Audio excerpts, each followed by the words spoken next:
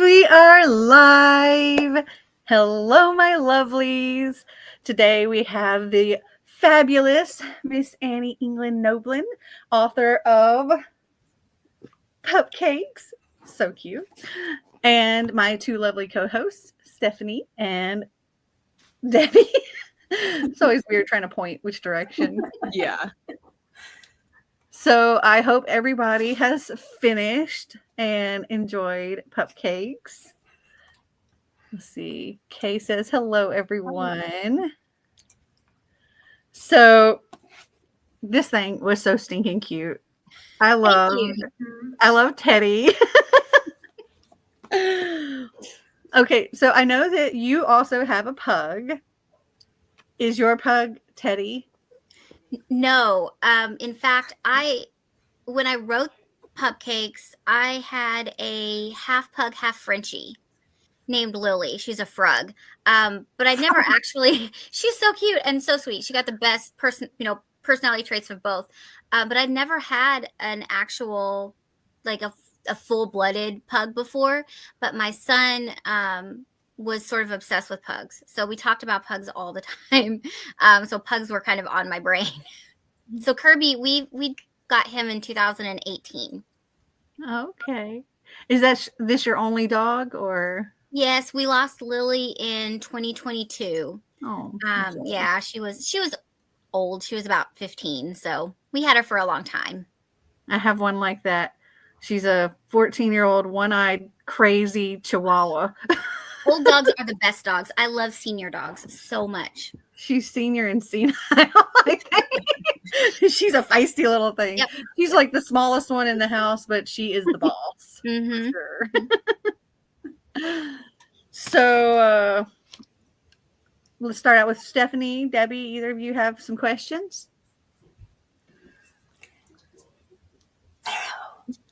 Go ahead, just thought it was so cute. Yeah. I just enjoyed it. Like, there was parts of it where I liked the main character so much that I felt for her even through all of the other characters. Like, I really liked all of the other characters too, and the ups and downs, but just everything that happened with her just got me in the feels, and I teared up a few times.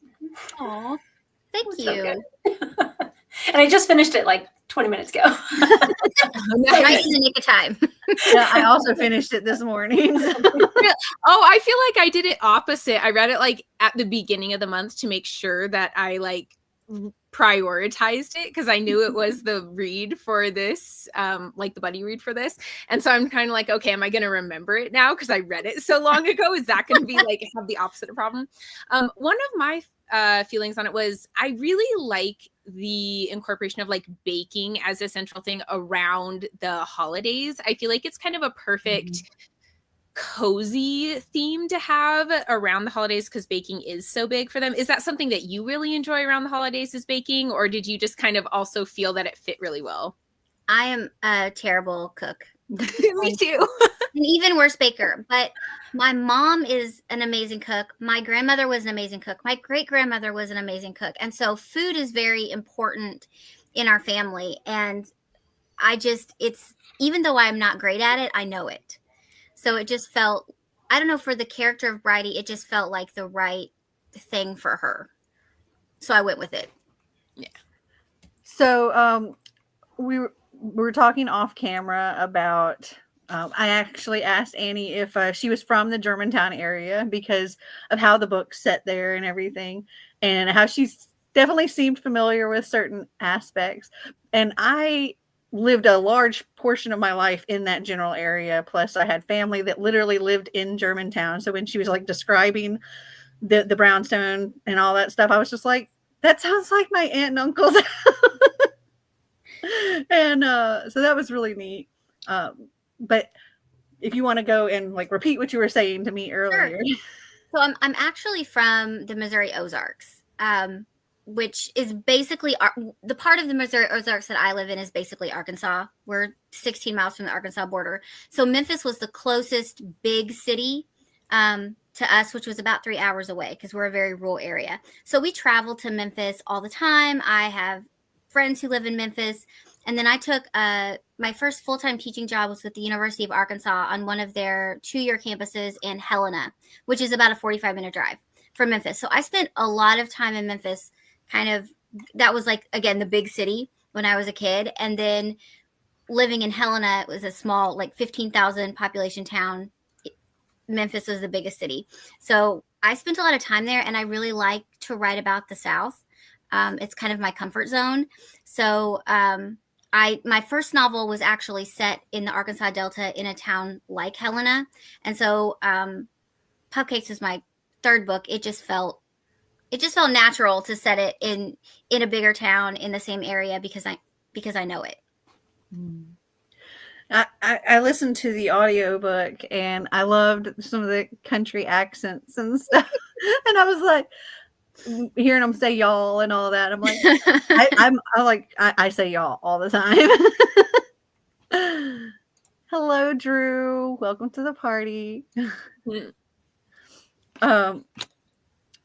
Okay, so one of the things that I thought was really, really funny was that the last name is Benson, which is my last name. So, and then it was funny too, like just like when I can't remember if it was talking to her or her mother, and it was like Miss Benson, and I'm like, yes. That's probably weird. Okay, another thing, and this is actually something that one of the readers in the Discord brought up, and I had to also do my own tally.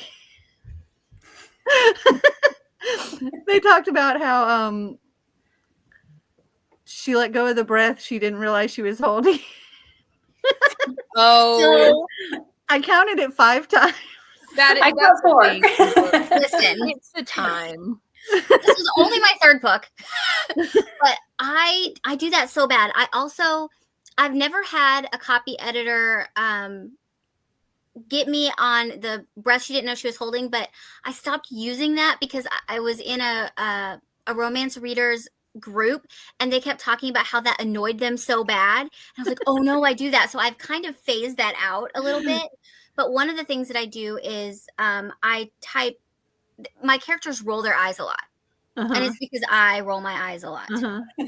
And I had a couple of books where the copy editor was like, you cannot use rolling eyes to describe every time someone gets annoyed. And I'm like, I'm so sorry, but it's what I do. And so it just sort of seeped into the book. But yes, the breath thing, I know that I did that. And it's probably, you'll probably see that in books 1, 2, and 3, and maybe even 4. Like I have to work hard not to do that.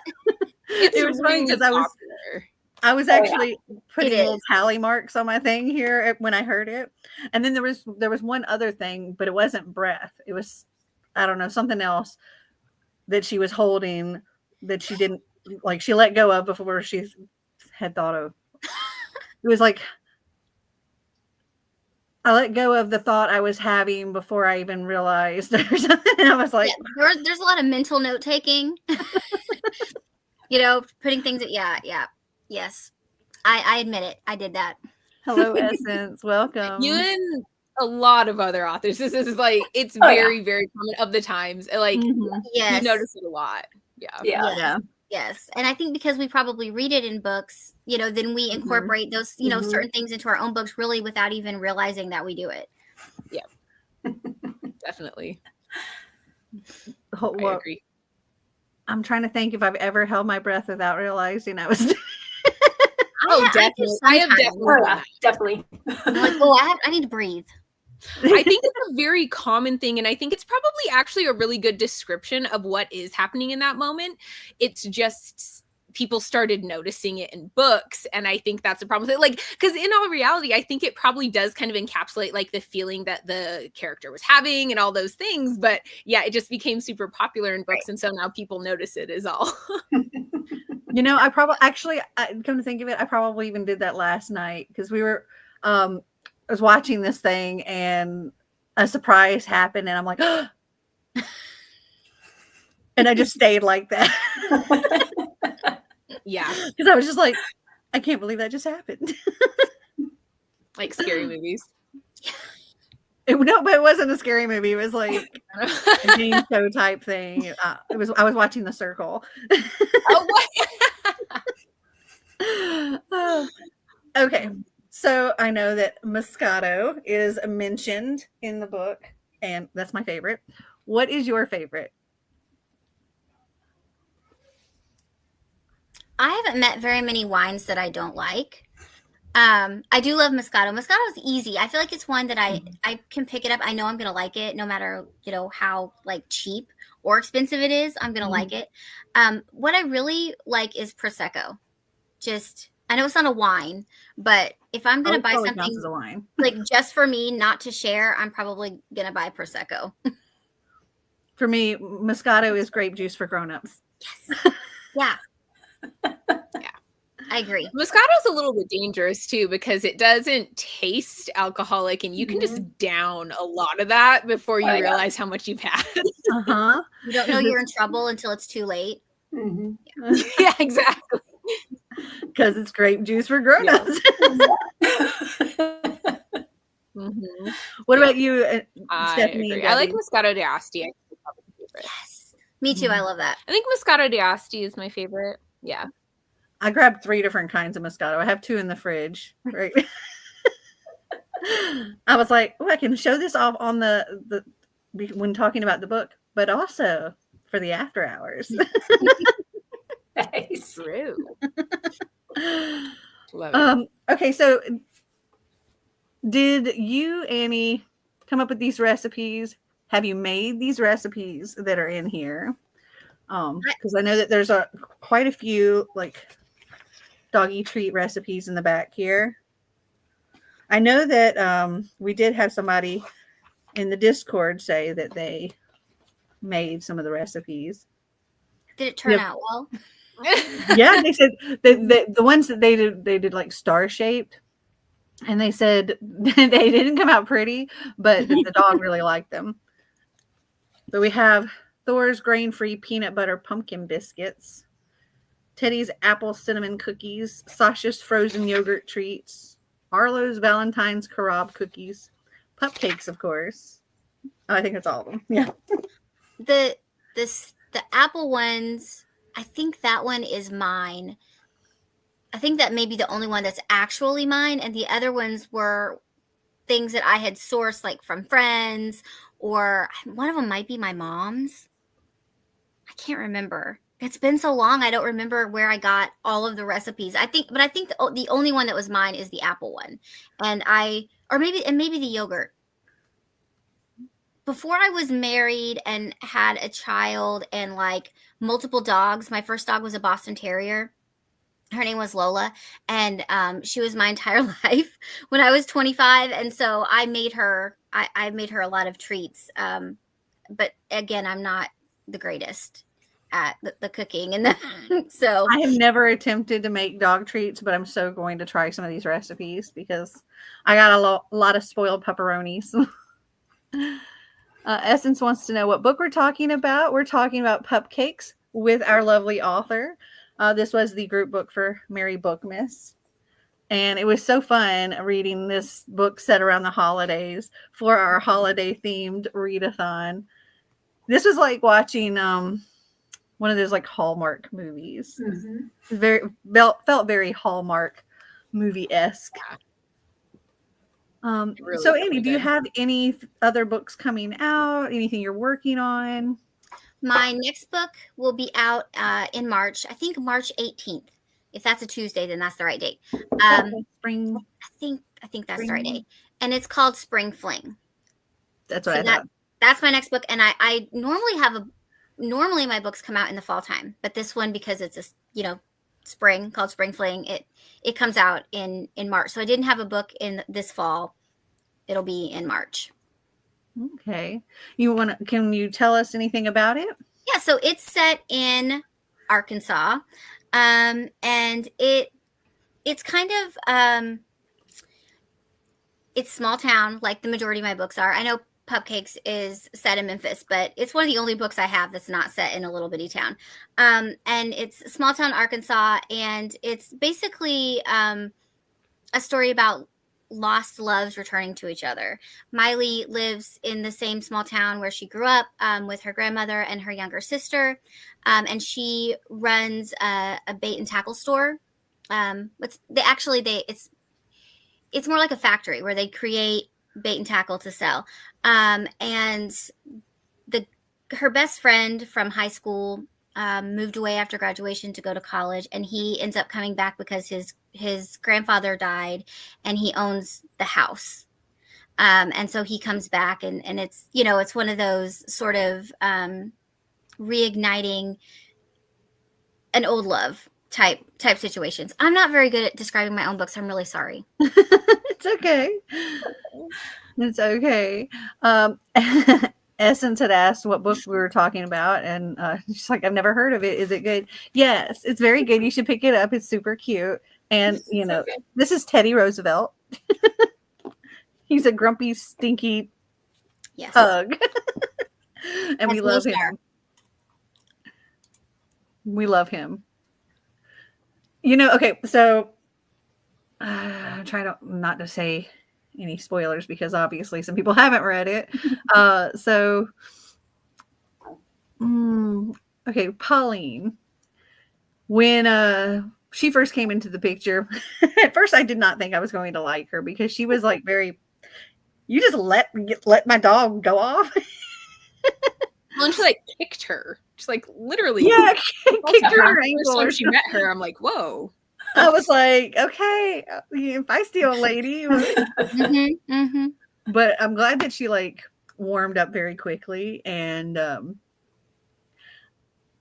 Essence, are you still here? Because I see that we did lose somebody, so I don't want to. If she's still here, I'm not going to say it. I think that people recognize when you're doing book chats that there will be spoilers. So I'm sure that if she is staying, she probably knows that there are going to be spoilers involved. I think you're okay.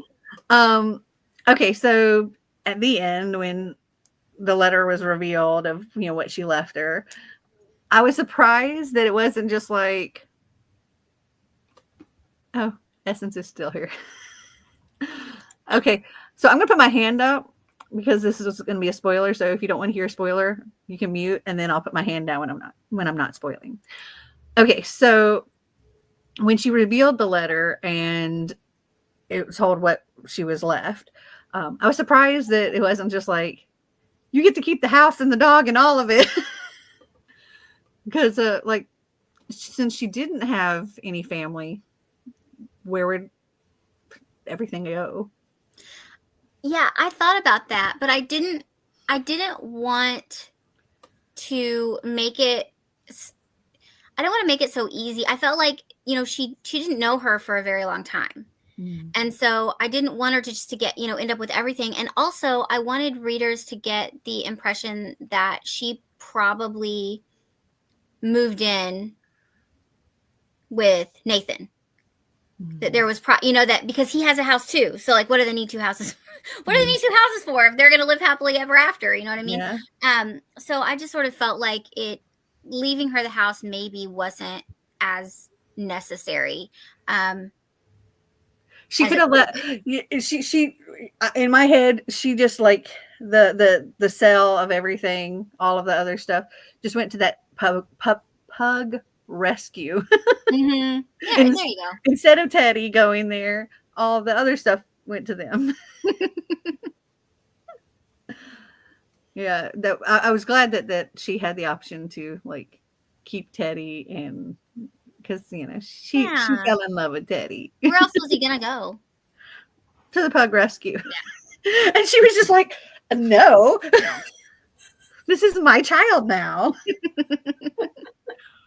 But it was also funny, like reading it from the perspective, like in the beginning, the perspective of somebody that has not had a dog, doesn't know anything about having a dog, and is just like, this is a stinky, barfy, trash eating animal. That was hard for me to write because I couldn't imagine not loving any dog, and so it was really hard for me to write a character who wasn't that interested or didn't understand, wasn't prepared, because I don't understand that. So that was a really difficult part of her personality to create for me. Essence asked, is it a part of a series? No, it's not part of a series, but if you read the first book, which is called Sit, Stay, Speak, two of the main characters, Addie and Jasper from Sit, Stay, Speak, make an appearance in Pupcakes, because Sit, Stay, Speak is also set in the Arkansas Delta, literally 45 minutes from Memphis. So you see them, they pop up. You meet them at the scene at the restaurant in Fish. You meet Addie and Jasper and Pupcakes, and so the restaurant and the restaurant owner and the two main characters from Sit, Stay, Speak are all in that first book, and then they come back for Pupcakes, just as kind of like a little Easter egg to anybody who'd read my first book. But this is a standalone. It's a standalone. Yeah, it doesn't. You don't need any of that. That was just kind of like a cute little thing I did because I thought it sounded fun. Now, this is my first book that I've read by you, and I will definitely read more by you because I very much enjoyed this. The writing was really good, and the story was super cute. And I hope that there are more dogs in other books. There are dogs in every single one of my books. I actually had to look up, like Google, an Irish wolfhound, because I was like, okay, she referred to this dog as a horse. She's like, that's not a dog, that's a horse. And I'm like, how big is this dog? And then I looked at I love Irish wolfhounds. They're so beautiful. They really are. I want one, but like I live in a 1,600 square foot house. Like there is in town. Like that was never gonna happen. This was almost like having a Great Dane. This was one of the first pictures I saw, and this is an Irish wolfhound puppy, age 6 months. And I know he had said that this dog's still kind of a puppy, and I was just like, oh, good Lord. It is a horse. I had to do a lot of research on the Irish wolfhound personality because I have a friend who runs a rescue, and her favorite breed is the Irish wolfhound. She's had Irish wolfhounds, and I was terrified she was going to read my book and tell me that I got the personality wrong. So I had to like do all the research because I thought I can't get it wrong because I will have somebody who will definitely tell me if I get it wrong. So I had to really look into the Irish wolfhound because I've never had one. Yeah, it's a big dog. Yeah, I have a small, medium, and large dog. I have the Chihuahua, I have a Golden Doodle, and then I have a very large, overweight Australian Shepherd that eats everything. Oh my gosh, the Thanksgiving turkey scene. That would be my dog Einstein. And Bella.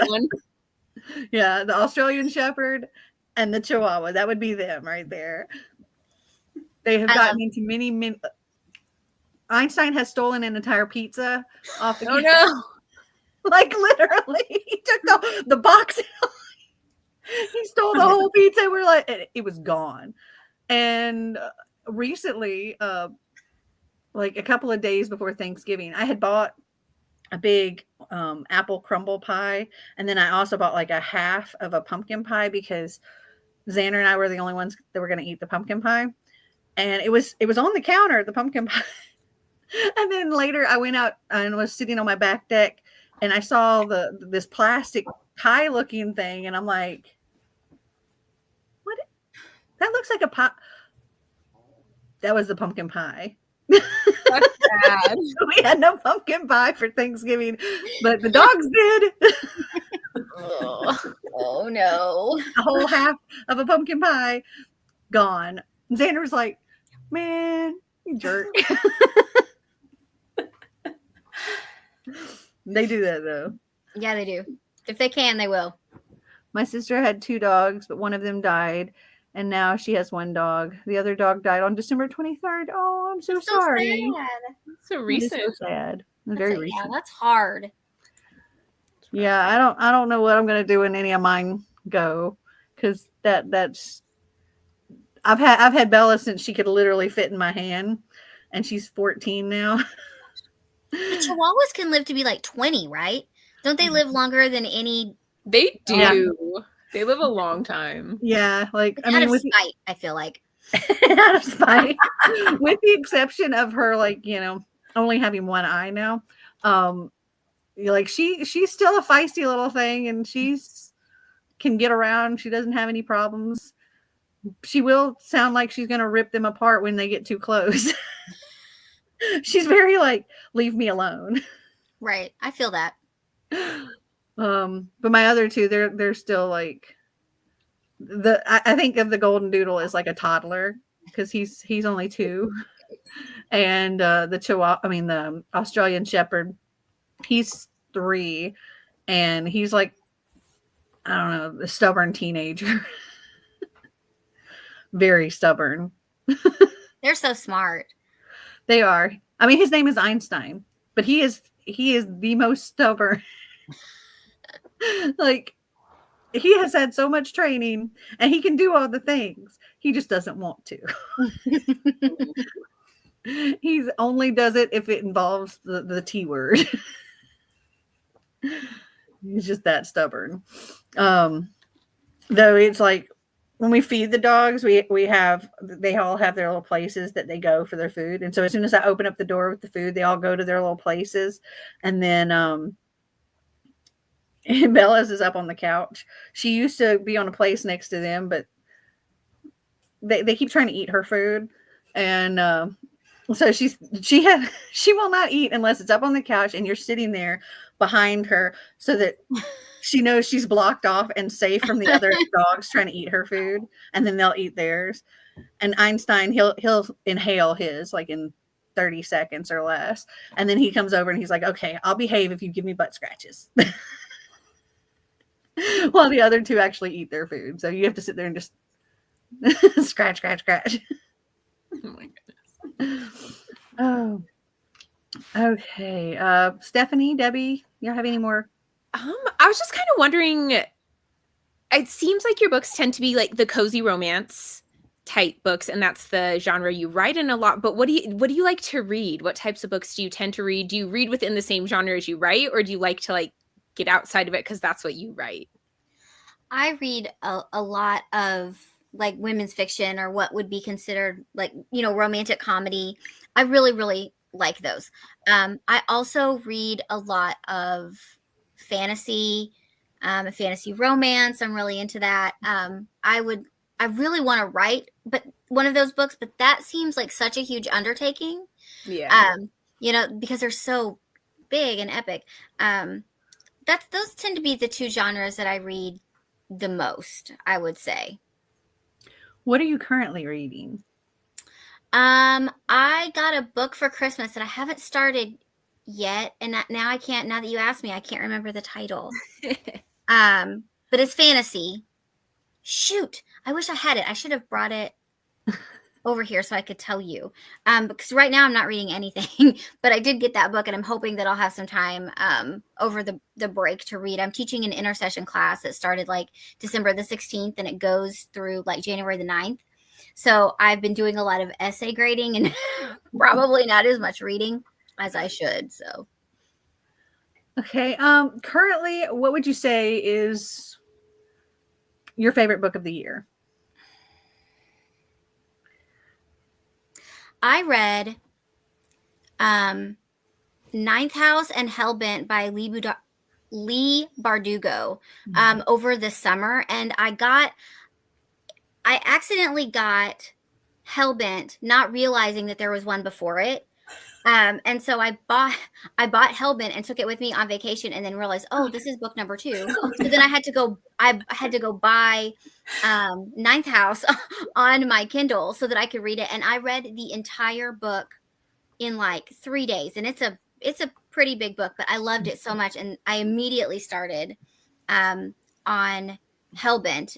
So those 2 books were probably my favorite books of the year, and I'm mad that I have to wait for the 3rd one, because I know there will be a 3rd one, but who knows when that will be. I didn't even realize there was a 3rd one. I do have the first 2 books on my shelf. I haven't read them. They're really, really good. I I read love Ninth House. Ninth House. Yeah, I absolutely loved it. I haven't read Hellbent yet, Yeah. though, partly because of the feeling you have where I don't know when the third one's going to come out, and she has a lot of other things that she Yes. seems to have planned, and so I don't know if I necessarily trust her to prioritize this series, not in like a bad way, just in like No, but yeah. yeah. Mhm. I'm looking I up know. now to see if there's anything on Goodreads that says. I don't think there was last time I looked, but I it might feel like have. Hellbent came out in 2024, right? 2023. 2023, okay. yeah, So it maybe came out we'll last get a year. 2025 release. I don't know, but I can't control myself. I will read every single book that an author has ever written, and then I'll have nothing for like 2 years. That's awesome. I am not good at pacing myself. Yeah, see, it doesn't say anything about a third book. Yeah, exactly. And so she just has so much going on, especially because she had like the TV show of Shadow and Bone that was going on at the time. And so I just was like, ooh, I don't know if this is going to actually happen. Yeah, Well, there's don't be supposed to be like a me. third book for Six of Crows as well. Right. Yeah. I also Exactly. haven't read Hellbent yet because of that reason. Yeah. It's so No. good. It is so good. Lee is an autobi author for me. Speaking of autobi authors, do you have any autobi authors? Bless you. Bless you. In the like women's fiction, like rom-com type cozy genre, probably Jenny Colgan is my favorite. She's a Scottish author, and I love her.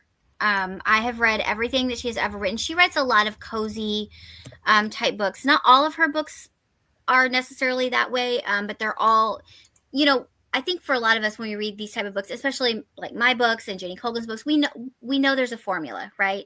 We know what the formula is, and we read that because it's comforting. We know what to expect. And so Jenny Colgan's books are that way, and I love them, and they're almost all set in Scotland because she's Scottish. And my favorite is to listen to them on audiobook because then I get the Scottish brogue, the accent, which is so great.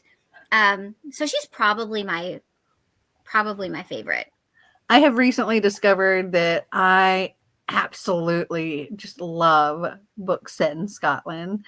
I've read a few of them, and every single one of them, I'm just like, yes, I love this book. I actually do have one of Jenny Colgan's books. I have, what is it? The Bookshop on the Corner. Yeah, that's the one I recognized too when I was looking at it. cute. I think that one's pretty popular. The one I recently read was something whiskey year. Let me see. Let me look at my books real quick. I should look up that book I got for Christmas while you're looking because it's bothering me that I can't remember the title. Whiskey. I'll just search that word. Oh crap! I just opened a whole new thing. You're gonna search whiskey and just hope it brings up a book. Yeah. Well, I was searching my books. Oh, apparently I haven't. like that's not gonna be successful. I'm gonna try Whiskey Year. That's funny. What is it? It's like a rom-com. It's so and so's Whiskey Year or something. Is it right here? Tell me it's right here. It's not. Okay. I'm trying to think of where this book is. Isn't A River Enchanted by Rebecca Ross. in Scotland? I want I to don't read know. I haven't read that one. The book I got for Christmas is The Courting of Bristol Keats. Hey, And it's I by got Annie that England. book today from Fairy Loop. I'm so excited about it. I saw it actually in Target. We were just somebody had like picked it up and then just set it down somewhere, and I was walking by and I'm like, ooh, that looks good. So I picked it up and read the back of it, and I was like, oh, I need this. So I asked for it for Christmas. So my mom got it for me. Did you read that author's other books? I have never The read Kiss anything. Exception and because she's pretty big in like the YA kind Really? of romantic-y area. Yeah, she has a trilogy. I think they're called the Remnant Chronicles. I could be wrong on the actual name I'll of the have to trilogy. check that out. And then she also has like a duology that's set kind of within the same world after that, like the Dance of Thieves one. And those are really popular too. But yeah. I'm very new to reading fantasy and romantasy. I read Fourth Wing on a whim a couple of years ago. Love and I that. know that is one of those books The world that you did. either love it or you hate it. But I loved it. And a lot of that was because I loved the representation of someone with disabilities. I have rheumatoid arthritis, which is like Ehlers-Danlos adjacent. So much of what happens to Violet, like of what she was going through, like I felt that. You know, I was obviously I'm not riding any dragons, but like I understood, you know, like the pain and not being able to, like, your body not doing the things you wanted to do. So I read Fourth Wing, and then of course, there was nothing else for me to read because there was no second book. So I just sort of jumped into like everything. So I don't know, like I'm not very educated on all of the authors because I'm really new. So my brain is stuck on this book, and it's like you're like still trying to find that. Why don't you go look around your house? We can keep chatting. It's okay. We're not going to be offended. I love fantasy. Fantasy is like my number one genre that I read. That's my happy place. So yeah. Mm-hmm. I don't ever talk about it because I'm afraid. You, Debbie, right? You read a lot of fantasy? Oh yeah. Big, huge, epic, like 500 plus page books and long series. That's my favorite. Yeah. I don't ever talk about it like online or anything because people who read a lot of it and know all of the authors, and I'm like, I've read like 6, you know, like I don't ever want to like act like I know stuff when I don't. Ruby Spencer's whiskey year. I think that's fair, but also I feel like, oh, that looks cute. I've seen that one. It's very cute. I've seen that. I've seen it in stores. No, I feel like the thing with fantasy though is if you like bring up that you like it or you're getting into it, you will get the knowledge. Like the fantasy people can't help it. They like almost have to tell you and give you recommendations and stuff. Mm-hmm. So like I love. You just actually be like, I'm getting into fantasy. They'll be like, oh, here you go. I'm going to dump all my knowledge on you. So you can get knowledgeable pretty quick. Oh yeah. Yeah, I have a gigantic closet of I don't know how many hundreds of books that are like my unhaul books. And so anytime somebody comes over, I'm like, you need a book? And they go like start looking through. I'm like, help yourself to any of these. And they'll just kind of like be looking and looking. I was like, you want some recommendations? And they're like, yeah. I was like, okay, what do you want? Like, what kind of book are you looking for? Oh, you want historical fiction? Okay, here. Oh, you want fantasy? Okay, here. Oh, you want a rom-com? Here you go. So true. And because otherwise they're just like looking forever, and then they'll end up picking a book, and I'm like, yeah, that's the 3rd book in a series. Here, let me give you the rest of the series. My husband has learned to like Google books before he buys them for me for presents because he has done that in the past where I'm like, oh, sweetie, I'm so happy. But no, that's like the 5th book in a series. Sorry. Yeah.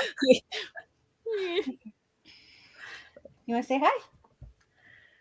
Oh, hello. This is Snickerdoodle. How are you?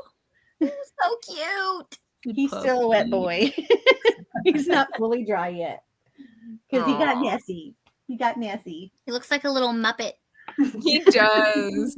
Muppet Christmas Carol. Sorry. I was trying to think of what movie we'd watched one night, and me and my husband were, and I just could not remember. It was Muppet Christmas Carol. That's a good one. It's so good. Every year, gotta watch it. Okay, so as far as like writing, like what's your process of writing? Are you a plotter? Are you a planner? I am a pantser at heart. I really like to just sit down and write, but that's hard to do when you're trying to sell a book to an editor. So I have learned how to write the long synopsis. And so that's what I do now. I come up with an idea, I do some outlining, I think about it, and then I write the long synopsis because I have to. But if I had my way, I would just sit down and write a book and just sort of see where it takes me, which typically, I mean, like, I hate doing an outline because characters change and sometimes they don't do the things you want them to do, and they have their own ideas about how things are going to happen. And I'm not in charge of that. Characters make their own choices. And so sometimes the synopsis and the finished result don't look the same. So that can be a little bit difficult. But by nature, I'm definitely a pantser. Okay. So do you have like any kind of routine that you do? Like do you have a set, okay, from this time to this time I'm writing and I'm going into my office or I'm going to this place or? Not really. When I wrote my first book, my son was about a year and a half old, and so I couldn't really have much of a schedule because I had this tiny child that was, still very dependent on me. So I set a goal at just writing 1,000 words a day. And that's something that I have tried to stick with when I'm in the throes of writing a novel, that it doesn't really matter whether the 1,000 words is good or bad, because sometimes it's really, really bad. But as long as I get my 1,000 words, then I can, then I have accomplished my goal for the day. And sometimes I'm successful, sometimes I'm not. Sometimes I'll get 500 words, sometimes I'll get 5,000. But the goal is always 1,000. And that way I'm flexible. I can write whenever I have a chance. Have you always wanted to be a writer? Yes. It's the only thing I've ever really wanted to do. I like teaching. I love teaching, but and it's a passion of sorts, but it's not the same as writing. There is no feeling like writing a book, like knowing that you're doing this thing, and half the time I love it, half the time I think it's terrible. Never once have I finished a book and thought, oh, this is the greatest thing in the entire world. I'm usually like, oh, I hope the editor likes it, because I don't know if I do by the time I'm done. So yeah. And from, let's say Pupcakes. I know that you have a lot of other books and a lot of other characters, but just from Pupcakes, which character do you most see yourself? Man, that's a tough question. Probably Pauline. She's a little spicy. Because Bridie her personality is much more passive than mine is. So I try really hard to make sure that my main characters aren't like me. I mean, there are always going to be some aspects of your personality in your characters, but I don't ever want someone to read a book and be like, well, she just wrote herself, So usually my main characters aren't that similar to me. So probably Pauline. The character of Elliot is based on my best friend, Brittany. But yeah, Bridie and I are not super similar, I don't think. So did Brittany know you were writing her as this character? Yeah, I told her, I said, I'm going to base this character off of you a little bit. So, I mean, she doesn't work like in real estate or anything. She works for PBS in St. Louis. But a lot of her personality, a lot of Elliot's personality is based on her. And what did she think of Elliot? I think she liked her. She reads my books and loves them because she's required to. Yeah. It's like you have to, and she won't let me give her my books because I always will give her a book. She's like, no, I have to buy it. That's the rule. But I think as long as I didn't put anything, any negative aspects of her personality in there, she was fine.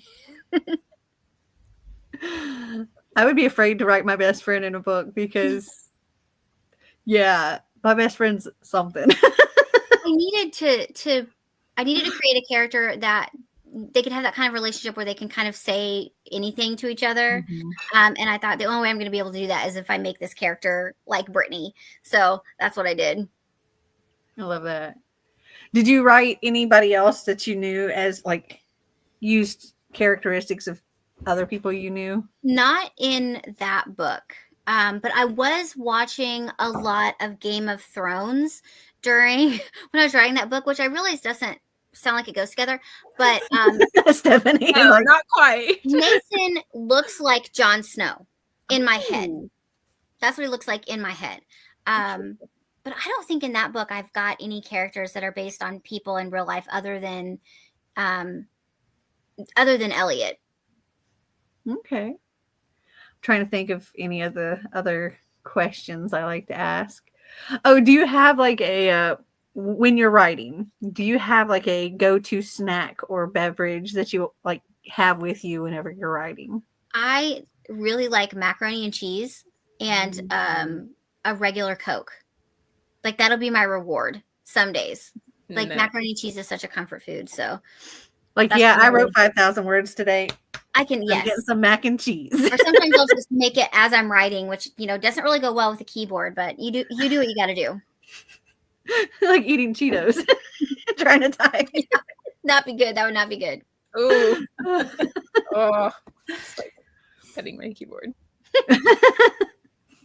Oh, I'm trying to think of anything else. Anything else? Do y'all have any other questions you can think of? Oh, I've asked mine. Yeah. I don't think I So- had any others. I know you have Spring Fling coming out. Is there anything else that you're working on? I'm working on a synopsis for another book, but I have taken a little bit of a break. I haven't.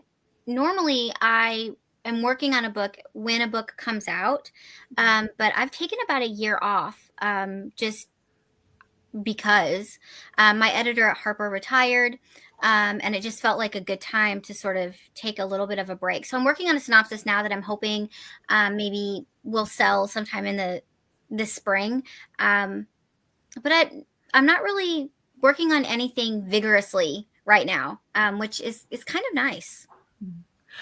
I have one.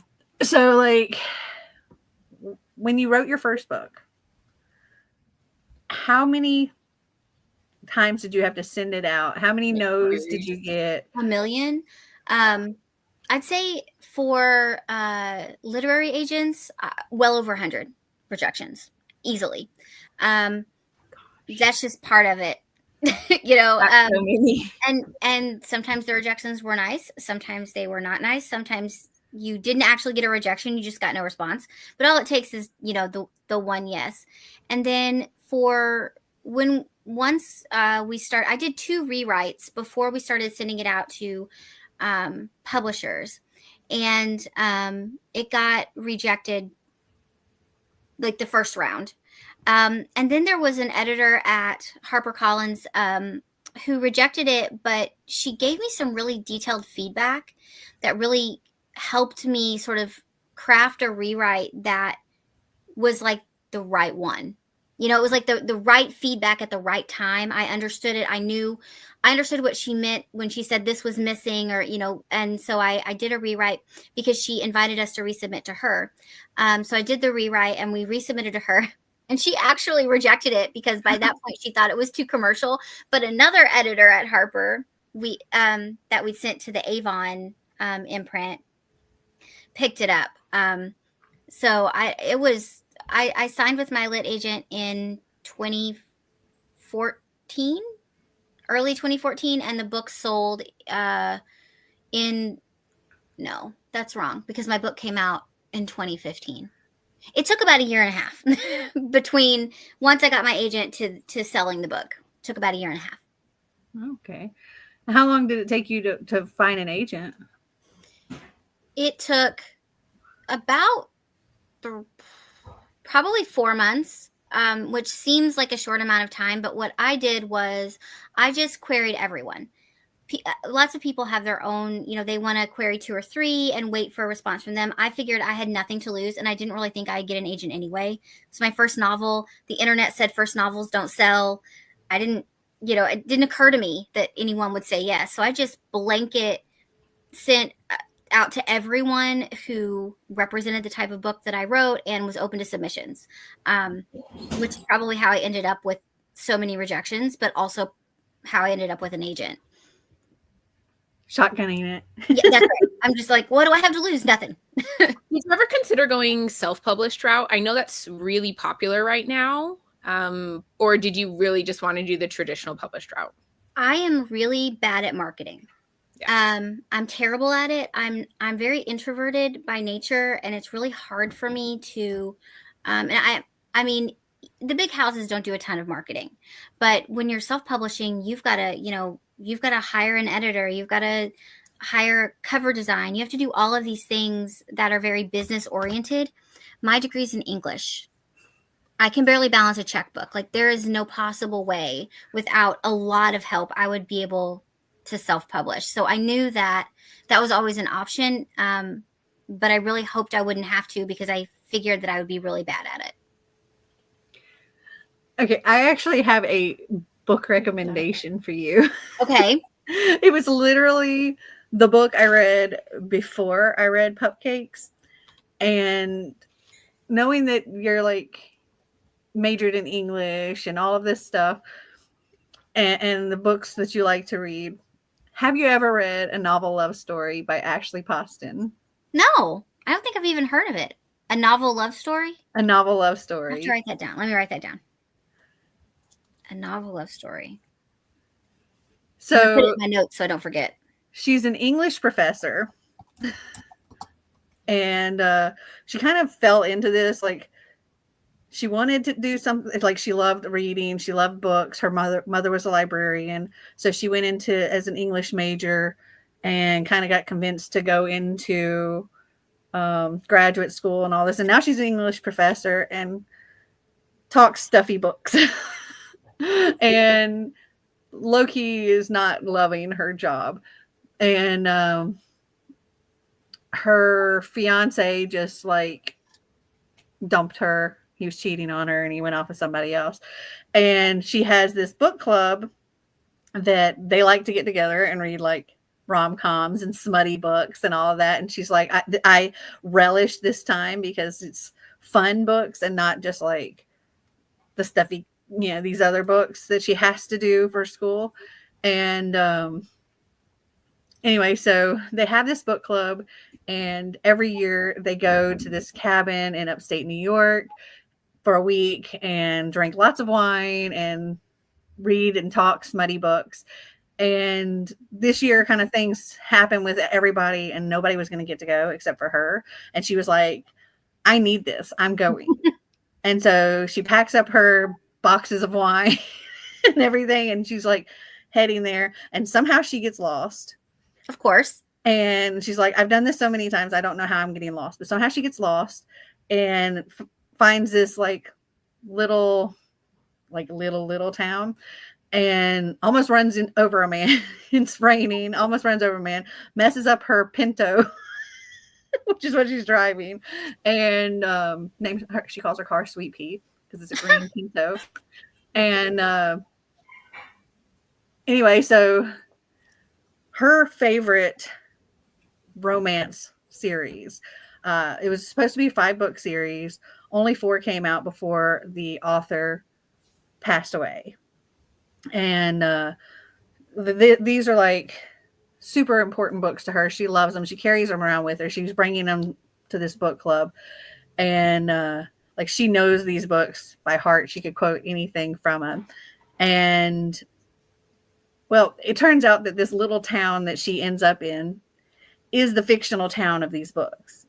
And it's not, the books are written about this town. No, this is the town. It's the fictional town. This town only exists like repeating days. Like you go to the cafe and only the certain things that were mentioned in the book are on the menu and the rest of the menu is blurred.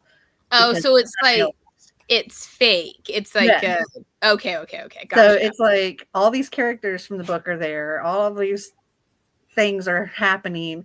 And it's like the same kind of thing every day. It always rains at this time and all of this stuff. And she finds herself in this fictional town. And that's cute. It was so good. And I ended up giving it 5 stars. I was sobbing a couple of times. It's so good. So yes, I highly recommend that. That was my book recommendation. Check that out. Oh, we have some comments here. I'm writing a book right now. Awesome. I would like to write a book. Yeah. I want to read that so bad. Also, Book Lovers by Emily Henry. And Not Beach Book Lovers, Beach Read. I like both. I like Book Lovers and Beach Read. Yep. I know I've read Book Lovers. I think I've read Beach Read as well. But yeah, I was pleasantly surprised by not a novel love story. So good. I have to put that on my list. Yeah, and it also has like this moment So like she end up causing ripples in the stories. And when she looks at her books that she has, because she actually met the author months before she ended up passing away, and got her books like signed and autographed and all, like signed and personalized. And when she goes to look at her book at one point in time, the book is empty except for where it was signed. Like all the words on the pages have disappeared. Because she's causing ripples. That's interesting. It was really good. I recommend it. That reminds me of the Never After series. I read the 13th Fairy. It's the first book by Melissa De La Cruz. A similar type of thing, but it's more fantasy. So there's trolls and all that kind of stuff in there too. But yeah, and it's a middle grade series. Awesome. But yeah, it's similar kind of thing. But yeah, you're talking about having the English degree and all that stuff made me think of that. Okay. Do you have any book recommendations? Books that we should read? Well, I already talked about 9,000 Hellbent. And again, anything by Jenny Colgan. I also really like the Trad Street series by Karen White.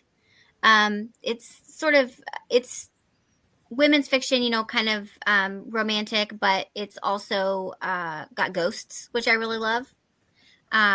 And it's an older series, so I think it's probably finished by now. But it was one of the one that I really, really enjoyed. Like I still think about it, even though I probably haven't read that series in probably 3 or 4 years. But definitely anything by Jenny Colgan. If you really like the cozy sort of atmosphere, her books are going to be perfect. Oh, and yeah, if you like the Scottish stuff, I recommend Ruby Spencer's Whiskey Year. Yeah, I'm gonna have to write that one down too. Especially the audiobook. Because again, it's very cute. Let me see. I can't think of anything else right offhand. This was a lot of fun. I really enjoyed reading Pupcakes.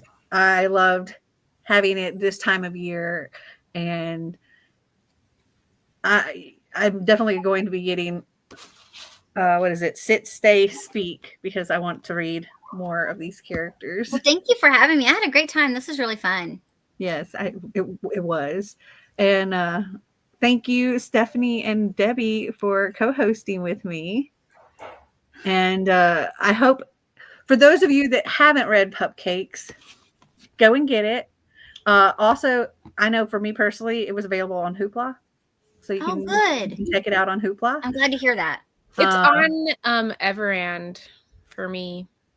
I don't know if that's a different by country thing, but in America or in the USA, it's on. Oh, that's Everand. good. I'm glad to know that. Yeah, go and hear the doggy. I don't know what's going on out there. My door's shut. But yes, go check out Pupcakes. Read it, love it. If you're not part of the Discord, I have that link down below, and you can discuss this as well as all of our other group books on the Discord over there. And I want to thank you again, Annie, for joining us. This was a lot of fun, and thank you for taking your time out of your Saturday. We have a comment. I was surprised that my little Northern Ontario town's library had it. It was a nice surprise. Yeah, my library had it too. That's awesome. I'm so glad to know that. Yeah, I got mine off of Amazon, but it was like, I think I did from a third party thing with Amazon, not. And I think you can get it as like a mass market paperback, which makes it a little cheaper too for some. Essence says my other recommendation is Without Merit by Colleen Hoover. I haven't read that. I think I've only read one Colleen Hoover. I haven't read any. I love Colleen Hoover's books. I've read a few. I read Verity, and that's all. Yeah, same here. Verity is really good as well. All right. Well, again, everybody that has come and watched and commented and asked questions, thank you as well for joining us. And make sure to come back and join us at 8 p.m. Eastern time for our After Hours live show, where we're going to be talking readathon or whatever else and just hanging out, opening up this Moscato, having a good time. And I think that's going to be it for now. I hope you all enjoyed this video. If you did, give us a big thumbs up. Go check out Pupcakes. Subscribe to Stephanie and Miss Debbie over there if you haven't already. They're linked down below. And until next time, remember to always be completely you. Bye.